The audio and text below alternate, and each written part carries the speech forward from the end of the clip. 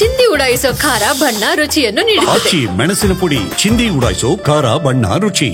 ಪ್ರತಿ ವರ್ಷದಂತೆ ಈ ವರ್ಷ ಕೂಡ ಚಾಮುಂಡಿ ಬೆಟ್ಟವನ್ನು ಹತ್ತಿ ತಾಯಿಯ ದರ್ಶನವನ್ನು ಪಡೆದು ಮಾವುತರು ಮತ್ತು ಕಾವಡಿಗರಿಗೆ ಉಪಹಾರವನ್ನು ಕೊಡುವಂಥ ಒಂದು ಪದ್ಧತಿಯನ್ನು ನಾವು ಮುಂದುವರಿಸಿದ್ದೀವಿ.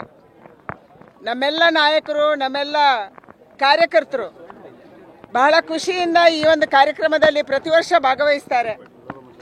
ಅದಕ್ಕಿಂತ ಹೆಚ್ಚು ವರ್ಷದ 11 ತಿಂಗಳು ಕಾಡಲ್ಲಿರುವಂಥ ಮಾವುತರು ಮತ್ತು ಕಾವಾಡಿಗರು ಯಾರು ನಮ್ಮ ದಸರಾ ಆನೆಯನ್ನು ಅತ್ಯಂತ ಚೆನ್ನಾಗಿ ನೋಡ್ಕೊತಾರೆ, ಅವರು ನಾಡಿಗೆ ಬರುವಂಥ ಕಾಲ ಇದು. 1 ತಿಂಗಳು ಇಲ್ಲಿ ಇದ್ದು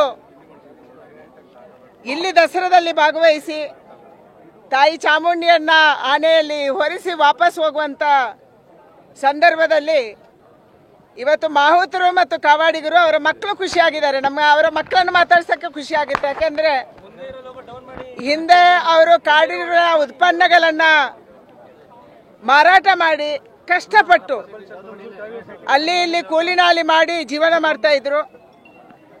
ಸನ್ಮಾನ್ಯ ಯಡಿಯೂರಪ್ಪನವರ ನೇತೃತ್ವದ ಸರ್ಕಾರ ಅವರಿಗೆ ಸರ್ಕಾರಿ ನೌಕರನಾಗಿ ಮಾಡಿ ಇವತ್ತು ಒಬ್ಬೊಬ್ಬರಿಗೆ ಕೂಡ 35-40 ಸಾವಿರ ಸಂಬಳ ಅವರಿಗೆ ಬರ್ತಾ ಇದೆ.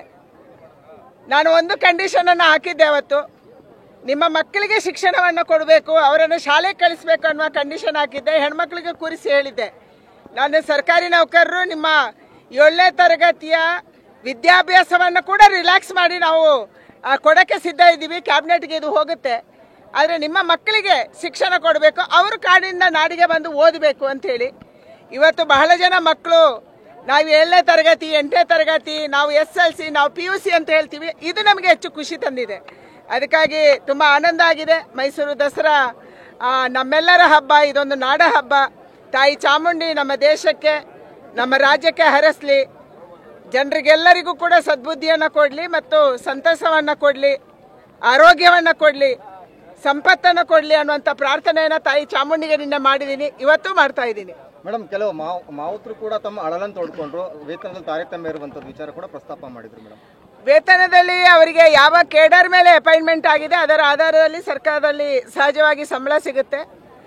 ಅವರಿಗೇನಾದರೂ ವ್ಯತ್ಯಾಸ ಆದರೆ ಅದನ್ನು ವಿಚಾರಿಸ್ತೀನಿ ನಾನು, ಯಾವ ಕೇಡರಲ್ಲಿ ಅವರನ್ನು ಸೇರಿಸಿದ್ದಾರೆ, ಯಾರಿಗೆ ಯಾವ ಕೇಡರಲ್ಲಿ ಸೇರಿಸಿಲ್ಲ, ಏನಾದರೂ ಅದರಲ್ಲೂ ವ್ಯತ್ಯಾಸ ಇದೆಯಾ ಅನ್ನುವಂಥದ್ದನ್ನು ವಿಚಾರಿಸ್ತೀನಿ.